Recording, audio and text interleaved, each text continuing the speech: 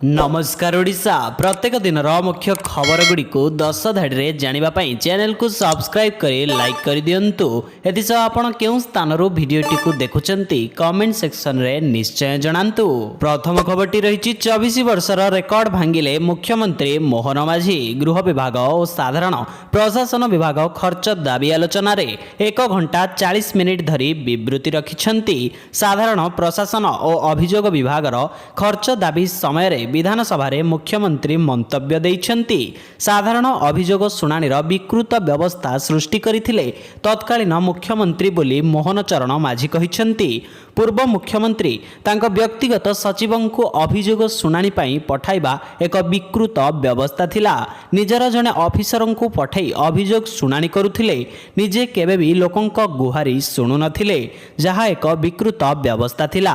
आम सरकार मुख्यमंत्री अभियोग शुणाणी प्रकोष्ठ को पुणी थरे चलचंचल करिसेंती। परवर्ती खबर रही राज्य रे 100 दिन रे दियाजिब 3000 नियुक्ति। राज्य पुलिस विभाग रे 100 दिन रे दियाजिब 3000 नियुक्ति। शनिवार विधानसभा रे एही बड़ घोषणा करिसेंती मुख्यमंत्री मोहन माझी। मुख्यमंत्री घोषणा अनुसार 609 सब इन्स्पेक्टर पदवी, सशस्त्र सब इन्स्पेक्टर पदवी रे 95, constable 1513, 405 driver constable communication post रे 300 नियुक्ति मिलिब। एसबु पदवी पूरण करने को विभाग को निर्देश दिया जाई सारिथिबा कहिसेंती मुख्यमंत्री। मुख्यमंत्री आहुरी कहिसेंती राज्य रे आहुरी 10 ओड्राफ यूनिट प्रतिष्ठा करा जिवो। प्रति थाना को 7टी मोटर साइकेल दिया जिवो। सेहि भली 2298 गृह रखी पदवी पूरण नै मध्य घोषणा करिसेंती मुख्यमंत्री। परवर्ती खबर रही निखोजर 3 दिन पर जंगलरू मिलिला युवतींक मृतदेह। संबलपुर जिला नाकटी देउळ थाना अंतर्गत साहेबी ग्राम रे जने युवती निखोज हेबार 3 दिन पर रविवार सकाळु उलग्न अवस्था तांको गलित मृतदेह उद्धार होईछि। तेबे दुष्कर्म परे तांको हत्या करी जंगल भितरे पकाई दिया जाइथिबा परिवार लोके अभियोग करिसेंती। मृत युवती जनक हेले साहेबी ग्राम मंदिर साइर स्वप्ना माटियारींको सान झियो सुभासिनी माटियारी। प्राप्त सूचना अनुसार सुभासिनी माटियारी गत 30 तारिख दिन प्राय 10टा समय रे घर निकट सुआगी झरण नाल को एकाकी गाधोइबाकू जाइथिले। तेबे दीर्घ समय धरी से घर को न फेरिबारु परिवार लोके तांको खोजिबाकू सेठाकू जाइथिबा बेले नालखंडी रे सुभासिनींको चप्पल, पोशाक एवं मोबाइल पड़िथिबा देखिबाकू पाइथिले। परवर्ती खबर रही अपराधी सुधुरी जाओ। पूर्व सरकार समय रे अपराध करबाकू जो लाइसेंस मिलिथिला ताहा एक्सपायर होई जाइछि। एबे आउ लाइसेंस नवीकरण हेबनी। अपराध और अपराधी को दृढ़ हस्तरे दमन करा जिवो। एभली ढंगरे मुख्यमंत्री मोहन चरण माझी राज्यर अपराधी माननकू चेतावनी देइछंती। एथिरे सुधार आनिबाकू स्वतंत्र अदालत माध्यम रे विचार प्रक्रिया त्वरान्वित करा जिवो। आईन विभाग सहित विचार विमर्श करी किपरि जल्दी दंड विधान करा जिवो से नै व्यवस्था करा जाउछि। महिला अपराध क्षेत्र रे शून्य सहनशीलता अवलंबन करा जिवो। मुख्यमंत्री कहिछंती केंद्र स्वराष्ट्र मंत्री घोषणा करिछंती जे 2026 सुधा सारा देशरो नक्सलवाद हटा जिवो। परवर्ती खबर रही राजधानी रे बाढ़ फ्लू आतंक। राजधानी उपकंठ रे बाढ़ फ्लू आतंक खेली जाइथिबारु राजधानीर फास्टफुड बजार प्रभावित होईछि। फास्टफुड बजार उपरे बाढ़ फ्लू पहाड़ पड़िछि। बेपार पूरा मांदा। चिकेन आइटम बिक्री बहु परिमाण रे ह्रास पाइछि। चिकेन बिरियानी, पकड़ा, चिकेन अंडा रोल और चॉप, चिकेन चाउमिन और चिकेन मोमो भली आइटम्स को ग्राहक ना करि देउछंती। किछि अणओडिया ग्राहकंक पई चिकेन आइटम बेपार हेउथिबा बेले अधिकांश ओडिया ग्राहक भयरे मुह बुलाई नेउछंती।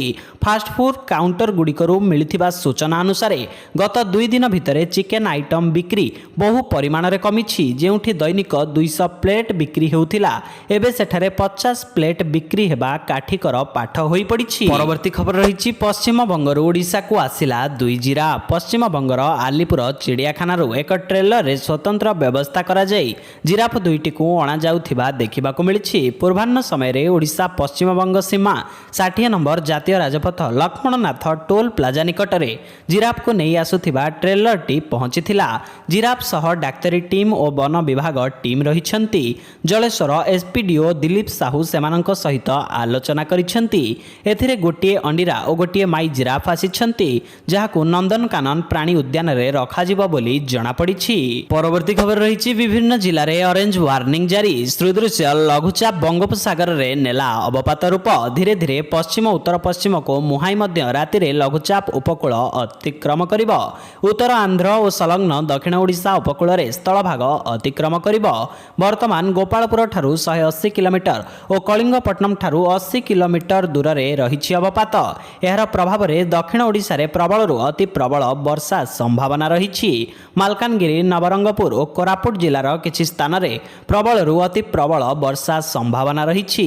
ଏହି ଜିଲ୍ଲାଗୁଡ଼ିକ ପାଇଁ ଅରେଞ୍ଜ ୱାର୍ଣ୍ଣିଂ ଜାରି କରାଯାଇଛି। ପରବର୍ତ୍ତୀ ଖବର ରହିଛି, ନକଲି ଇନ୍ସପେକ୍ଟରଙ୍କ ଖୋଲିଲା ପେଡ଼ି, ପୁଣି ଫେସବୁକରେ ପ୍ରେମ କରି ଫସିଲେ ମହିଳା। ମିଛମିଛିକା ପୋଲିସ ଇନ୍ସପେକ୍ଟରଙ୍କ ପ୍ରେମରେ ପଡ଼ି ବିବାହ କଲେ। ଏବେ ସତ କଥା ଜାଣିବା ପରେ ଆସି ପ୍ରକୃତ ପୋଲିସ ପାଖରେ କରିଛନ୍ତି ଅଭିଯୋଗ। ମହିଳାଙ୍କ ଅଭିଯୋଗକୁ ଭିତ୍ତି କରି ଖଣ୍ଡଗିରି ଥାନା ଜଣେ ବ୍ୟକ୍ତିଙ୍କୁ ଗିରଫ କରିଛି।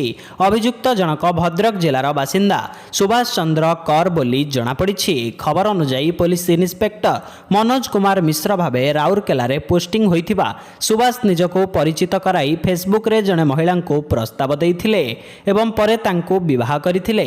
ସେ ବିବାହ ପରେ ଭୁବନେଶ୍ୱରର ଖଣ୍ଡଗିରି ଅଞ୍ଚଳରେ ଥିବା ଏକ ଭଡ଼ା ଘରେ ତାଙ୍କୁ ରଖିଥିଲେ। ପରବର୍ତ୍ତୀ ଖବର ରହିଛି, ବିକ୍ରି ହେବନି ବାସି ଅଭଡ଼ା। ଆନନ୍ଦ ବଜାରରେ ଶୃଙ୍ଖଳା ଓ ସଂସ୍କାର ଆଣିବା ପାଇଁ ପଦକ୍ଷେପ ଗ୍ରହଣ କରିଛନ୍ତି ରାଜ୍ୟ ସରକାର।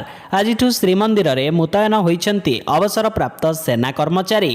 ମୋଟ 2ଟି ସିଫ୍ଟରେ 20 ଜଣ ପୂର୍ବତନ ସେନା କର୍ମଚାରୀ ମୁତୟନ ହେବେ।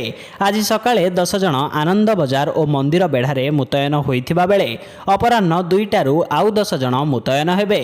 ଆନନ୍ଦ ବଜାର ଶୃଙ୍ଖଳା ଓ ସଂସ୍କାର ନେଇ ସେନା ନିବୃତ୍ତ କର୍ମଚାରୀ ମୁତୟନ କରାଯାଇଛି। ଏହାସହ ସୁପକାର ଓ ଅଣସୁପକାରଙ୍କ ଉପରେ ନଜର ରଖିବେ ସ୍ୱତନ୍ତ୍ର ସୁରକ୍ଷାକର୍ମୀ। ବିଶେଷ କରି ଆନନ୍ଦ ବଜାରରେ ବାସି ଅଭଡ଼ା ବିକ୍ରି ଉପରେ ରୋକ ଲଗାଇବା ପାଇଁ ଏହି ପ୍ରୟାସ କରାଯାଇଛି। ପରବର୍ତ୍ତୀ ଖବର ରହିଛି, ମୋ ସରକାରରେ କେହି ଆଇନ ଉପରେ ନଥିଲେ। ରାଜ୍ୟପାଳଙ୍କ ପୁଅ ସରକାରୀ ଅଧିକାରୀଙ୍କୁ ଡ୍ୟୁଟି ସମୟରେ ମାଡ଼ ମାରିଲେ ଓ ଅପମାନିତ କଲେ। ଏନେଇ ଉକ୍ତ ଅଧିକାରୀ ଥାନାରେ ମାମଲା କଲେ, ହେଲେ କିଛି କାର୍ଯ୍ୟାନୁଷ୍ଠାନ ହେଲାନି। ରାଜ୍ୟପାଳଙ୍କ ପୁଅ ହୁଅନ୍ତୁ କି ମନ୍ତ୍ରୀ, ସାଂସଦ, ବିଧାୟକ ଓ ବରିଷ୍ଠ ଅଧିକାରୀଙ୍କ ପୁଅ ହୁଅନ୍ତୁ, ସେମାନଙ୍କ ପାଇଁ ଆଇନ ଅଲଗା କି? ସେମାନେ କ'ଣ ଆଇନ ଉପରେ? ଯଦି ଏହା ସତ ତାହେଲେ ଲୋକଙ୍କୁ ଜଣାନ୍ତୁ ଯେ କିଛି ଲୋକ ଆଇନ ଉପରେ ଅଛନ୍ତି। ସେମାନେ ଅପରାଧ କଲେ ମଧ୍ୟ ଦଣ୍ଡିତ ହେବେ ନାହିଁ। ଗୃହ ବିଭାଗ ଖର୍ଚ୍ଚ ଦାବି ଆଲୋଚନା ବେଳେ ବିରୋଧୀ ଦଳ ନେତା ନବୀନ ପଟ୍ଟନାୟକଙ୍କର ଏମିତି ଭାବେ ସରକାରଙ୍କୁ ଟାର୍ଗେଟ କରିଛନ୍ତି। ପରବର୍ତ୍ତୀ ଖବର ରହିଛି, ଇ ଶ୍ରମ କାର୍ଡଧାରୀଙ୍କ ଖାତାକୁ ଆସିଲା ଟଙ୍କା। ଇ ଶ୍ରମ କାର୍ଡ ଯୋଜନା ସରକାରଙ୍କ ଦ୍ୱାରା ପରିଚାଳିତ ହେଉଛି। ଏହି ଯୋଜନା ଅଧୀନରେ ଲକ୍ଷ ଲକ୍ଷ ଲୋକ ଉପକୃତ ହୋଇଛନ୍ତି। ଯଦି ଆପଣ ଏହି ଯୋଜନା ପାଇଁ ଆବେଦନ କରନ୍ତି ତେବେ ସରକାର ଆପଣଙ୍କୁ ପ୍ରତି ମାସରେ ସହାୟତା ଭତ୍ତା ଦେବେ। ଏହି ଯୋଜନାରେ ସରକାର ଆବେଦନକାରୀଙ୍କୁ ପ୍ରତ୍ୟେକ ମାସରେ 1000 ଟଙ୍କା ପ୍ରଦାନ କରନ୍ତି। ଇ ଶ୍ରମ କାର୍ଡ ଯୋଜନା ଅଧୀନରେ 1000 ଟଙ୍କା ମିଳିଥାଏ। ଏହା ସହିତ ଆବେଦନକାରୀଙ୍କୁ 2 ଲକ୍ଷ ଟଙ୍କା ଦୁର୍ଘଟଣା ବୀମା ମଧ୍ୟ ପ୍ରଦାନ କରାଯାଉଛି, ଯାହାର ଲାଭ ଶ୍ରମିକମାନେ ସିଧାସଳଖ ଉଠାଉଛନ୍ତି। ତେବେ ବର୍ତ୍ତମାନ ସମୟରେ ଅନେକ ଲୋକ ଇ ଶ୍ରମ କାର୍ଡ ଯୋଜନାର ଲାଭ ଉଠାଉଛନ୍ତି, କିନ୍ତୁ ଯଦି ଆପଣଙ୍କ ମଧ୍ୟରୁ କେହି ଏପର୍ଯ୍ୟନ୍ତ ଏହି ଯୋଜନାର ଲାଭ ଉଠାଇ ନାହାନ୍ତି ତେଣୁ ଆପଣ ମଧ୍ୟ ଆବେଦନ କରିପାରିବେ। ପରବର୍ତ୍ତୀ ଖବର ରହିଛି, ଡିଲ୍ ବେଳେ ମାଡ଼ି ବସିଲା ଅବକାରୀ ବିଭାଗ। ରାଜଧାନୀ ଭୁବନେଶ୍ୱରରେ କାୟା ମେଲାଇ ବସିଛନ୍ତି ନିଶା ଦ୍ରବ୍ୟ ବେପାରୀ। ରାତି ଦିନ କିଛି ମାନୁନାହାନ୍ତି। ସୁନ୍ଦରୀ ତରୁଣୀଙ୍କୁ ଲଗାଇ ଛାତ୍ର ଯୁବବର୍ଗଙ୍କୁ କରୁଛନ୍ତି ଟାର୍ଗେଟ।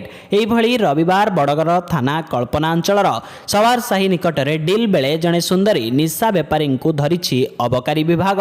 ଯୁବତୀଙ୍କ ସହିତ ତାଙ୍କର ପୁରୁଷ ବନ୍ଧୁ ଓ ଅନ୍ୟ ଜଣେ ସହଯୋଗୀଙ୍କୁ ମଧ୍ୟ ଧରିଛି ଅବକାରୀ ବିଭାଗ। ଅଭିଯୁକ୍ତଙ୍କ ନିକଟରୁ 275 ଗ୍ରାମ ବ୍ରାଉନ୍ ସୁଗାର ଜବତ ହୋଇଥିବା ବେଳେ ଗୋଟିଏ i20 କାର ମଧ୍ୟ ଜବତ ହୋଇଛି।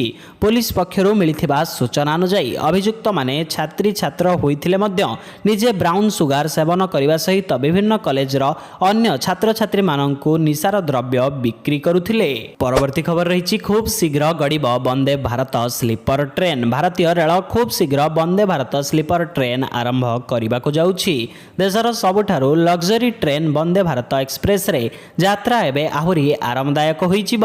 ଲୋକମାନେ ଖୁବ୍ ଶୀଘ୍ର ବନ୍ଦେ ଭାରତ ଟ୍ରେନ୍ରେ ଶୋଇକି ଯାତ୍ରାର ମଜା ନେଇପାରିବେ। ବନ୍ଦେ ଭାରତ ଟ୍ରେନ୍ ଭଳି ବନ୍ଦେ ଭାରତ ସ୍ଲିପର ଟ୍ରେନ୍ ମଧ୍ୟ ସ୍ୱଦେଶୀ ପ୍ରଯୁକ୍ତିବିଦ୍ୟା ସହିତ ପ୍ରସ୍ତୁତ ହେଉଛି। ଯାତ୍ରୀଙ୍କ ସୁରକ୍ଷା ସହିତ ବନ୍ଦେ ଭାରତ ସ୍ଲିପର ଟ୍ରେନ୍ରେ ଲୋକୋ ପାଇଲଟ ଏବଂ ସେବାୟତଙ୍କ ସୁବିଧା ମଧ୍ୟ ଧ୍ୟାନରେ ରଖାଯାଇଛି। ଲୋକୋ କ୍ୟାବ୍କୁ ଉନ୍ନତ ଧରଣରେ ନିର୍ମାଣ କରାଯାଇଛି। ଟ୍ରେନ୍ରେ ସୁରକ୍ଷା କବଚର ମଧ୍ୟ ବ୍ୟବସ୍ଥା ରହିଛି। କରାଯାଇଛି। ପରବର୍ତ୍ତୀ ଖବର ରହିଛି ଦୁର୍ଗା ପୂଜାରେ ବାଜିବ ନାହିଁ ଡିଜେ। ଚଳିତ ବର୍ଷ ଦୁର୍ଗା ପୂଜା ଭସାଣୀରେ ଡିଜେ ବାଜିବନି, ଏହାକୁ ସମ୍ପୂର୍ଣ୍ଣ ବାରଣ କରିଛନ୍ତି ପୋଲିସ କମିଶନର। କଟକ ମହାନଗର ପୂର୍ବାଞ୍ଚଳ ଶାନ୍ତି କମିଟି ବୈଠକ ପରେ ପୋଲିସ କମିଶନର ସୂଚନା ଦେଇଛନ୍ତି।